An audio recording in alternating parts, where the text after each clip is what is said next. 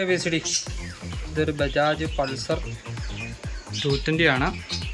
ഈ വാഹനത്തിൻ്റെ scissor gear load ചെയ്യുന്നതും അതുപോലെ തന്നെ എൻ്റെ ടൈമിങ് കാര്യങ്ങളൊക്കെ വെക്കുന്നതും എല്ലാ അശന്മാരും ചെയ്യുന്നതാണ്.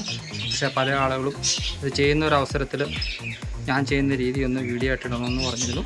അതിന് പ്രകാരം എങ്ങനെയാണ് ലോഡ് ചെയ്യേണ്ടത് സിസർ ഗിയർ അതിൻ്റെ കാര്യങ്ങളാണ് പറയാൻ പോകുന്നത്. ഓക്കെ, സിസർ ഗിയർ ലോഡ് ചെയ്യാൻ വേണ്ടിയിട്ട് ഞാൻ ഉപയോഗിക്കുന്ന ടൂളുകളാണ് ഇത് രണ്ടും. പുതിയ സിസർ ഗിയറിൻ്റെ വില വന്നിട്ട് 690 രൂപ. Part number DH102053. സിസർ ഗിയറിന് 2 വശങ്ങളാണുള്ളത്. അതെല്ലാം വശന്മാർക്കും അറിയായിരിക്കും. ഈ ഒരു കട്ടിംഗ് ഉള്ള വശം അത് അകത്ത് വശത്തോട്ടാണ് പോകേണ്ടത്. ഇവിടെ പ്ലെയിനായിട്ടാണ് കിടക്കുന്നത്.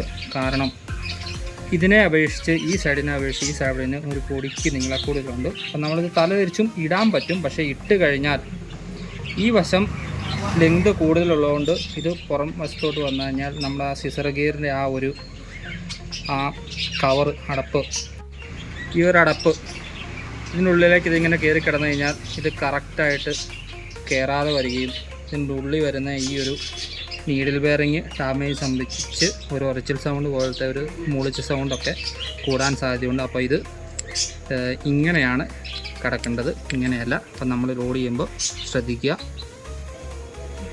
ലോഡ് ചെയ്യേണ്ടത് ഇങ്ങനെ കയറ്റിയിട്ട്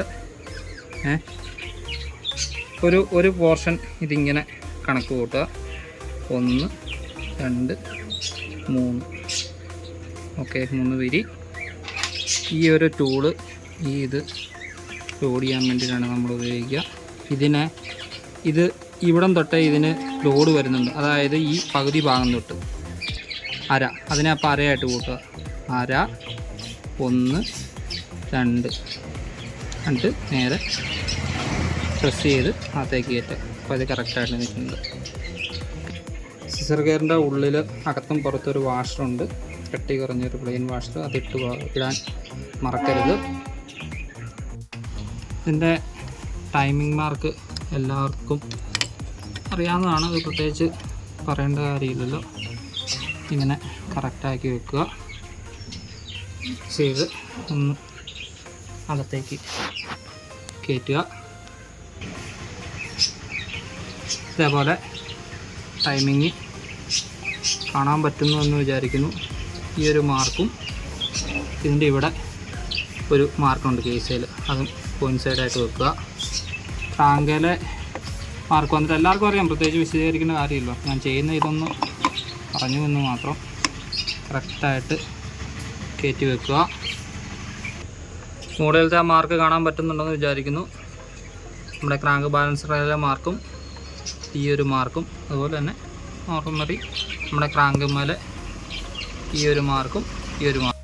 ബജാജിൻ്റെ സിസർ ഗിയറിലോട്ടുള്ള വാഹനങ്ങൾക്കെല്ലാം ഇത്തരത്തിൽ തന്നെയാണ് ക്ലച്ച് ലോഡ് ചെയ്യുന്നത്. എല്ലാ ആശാന്മാർക്കും അറിയാവുന്ന തന്നെയാണ്, എല്ലാവരും സ്ഥിരമായിട്ട് ചെയ്യുന്നതും തന്നെയാണ്. പക്ഷേ ഞാൻ ചെയ്യുന്നത് കൊണ്ടിട്ട് എല്ലാവരും ഒന്ന് വീഡിയോ ആയിട്ട് ഇടണമെന്ന് പറഞ്ഞിരുന്നു. അതിന് പ്രകാരം ഒരു വണ്ടി വന്നപ്പോൾ ചെയ്തതെന്ന് മാത്രം. നമ്മുടെ പൾസർ 180, 150, 200, 220, അവഞ്ചർ 180, അവഞ്ചർ 160, 220 എല്ലാ വാഹനങ്ങൾക്കും ഇത്തരത്തിൽ തന്നെയാണ് സിസർ ഗിയർ ലോഡ് ചെയ്യുന്നത്. അതിൻ്റെ ടൈമിങ് കാര്യങ്ങളൊക്കെ സെറ്റ് ചെയ്യുന്നത്. ഓക്കെ, പിന്നെ ഇത് ഇടുമ്പോൾ ശ്രദ്ധിക്കേണ്ട വേറൊരു കാര്യം, സിസർ ഗിയറിൻ്റെ ഈ കവറിൻ്റെ ബോൾട്ട് വന്നിട്ട് ക്ലച്ച് കവർ ബോൾട്ടിനെ അപേക്ഷിച്ചിട്ട് ചെറുതാണ്. നമ്മൾ ട്രേക്കകത്ത് അഴിച്ചിട്ട് കഴിയുമ്പോഴത്തേനും ഇത്തരത്തിലായിരിക്കും കിടക്കുന്നത്. പക്ഷെ അതിൽ നിന്ന് നമ്മൾ ആ കറക്റ്റ് ബോൾട്ട് തന്നെ നോക്കിയെടുക്കാൻ ശ്രദ്ധിക്കുക. ക്ലച്ച് കവർ ബോൾട്ടിൻ്റെ നീളം ഇത്രയുമാണ്. സിസർ ഗിയറിൻ്റെ കവറിൻ്റെ ബോൾട്ട് ഇതാണ്. ക്ലച്ച് കവറിൻ്റെ ബോൾട്ടിനെ അപേക്ഷിച്ചിട്ട് അത് ചെറുതാണ്. ക്ലച്ച് കവറിൻ്റെ ബോൾട്ടും അതിൻ്റെ ഉള്ളിൽ കയറി പോകും. പക്ഷേ എഞ്ചിൻ കേസ് ക്രാക്ക് ആവാൻ സാധ്യതയുണ്ട്. അതുകൊണ്ട് അതും കൂടി എല്ലാവരും ശ്രദ്ധിക്കുക. എല്ലാവർക്കും അറിയാവുന്നതാണ്, പക്ഷേ എന്നാലും ഒരു ഓർമ്മപ്പെടുത്തൽ എന്ന് മാത്രം. Okay, thank you ABCD. സാറിനാണ് എറണാകുളത്ത് നിന്നും. സിസർ ഗിയർ ലോഡ് ചെയ്യുന്ന സമയത്ത് പുതിയ സിസർ ഗിയർ ആയതുകൊണ്ട് നമുക്ക് ഇത്രത്തെയും ഒരു രീതിയിൽ ലോഡ് ചെയ്താൽ മതി. അതിൽ കൂടുതലായി പോയി കഴിഞ്ഞാൽ ഓവറായിട്ടൊരു മൂളിച്ച സൗണ്ടും വരും. അതുപോലെ തന്നെ കുറഞ്ഞു പോയി കഴിഞ്ഞാൽ വൈബ്രേഷനും കൂടുതലായിരിക്കും.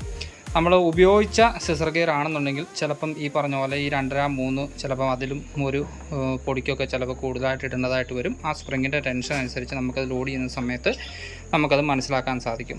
ആ രീതിയിൽ പഴയ സിസർ ഗിയറിലും നമുക്കങ്ങനെ കൂട്ടിയോ കുറച്ചോ ഒക്കെ ഇടാൻ പറ്റും. പുതിയതായത് കൊണ്ടിട്ട് ഈ ഒരു രീതിയിൽ ഇട്ടാൽ മതി, ഒരു 2.5 3 ഒക്കെ ഇട്ടാൽ മതി.